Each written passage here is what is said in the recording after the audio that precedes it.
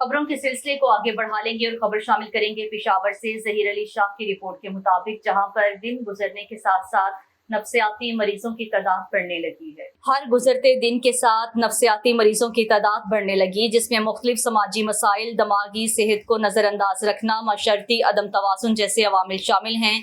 Speaker Khyber Pakhtunkhwa assembly Babar Salim सवाती ने इन ख्यालात का इजहार पाकिस्तान साइकाट्रिस्ट सोसाइटी के वफ्द से मुलाकात के दौरान किया।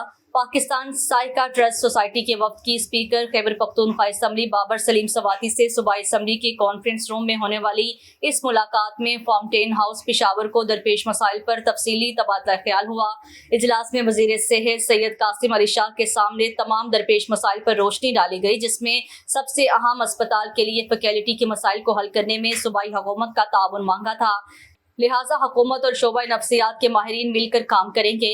वज़ीर सेहत ने मौका पर ही फैकल्टी की कमी के मसले को हल करते हुए यकीन दहानी करवाई है कि पहले मरहले में हम जरूरी स्टाफ फराहम कर देंगे और फिर वक्त के साथ साथ मजीद स्टाफ की कमी को पूरा कर दिया जाएगा। स्पीकर बाबर सलीम सवाती ने सूबाई वज़ीर सेहत डॉक्टर कासिम अली शाह को ज़ाती दिलचस्पी दिखाने और इस फोरम को बाकायदा वक्त देने पर शुक्रिया अदा किया।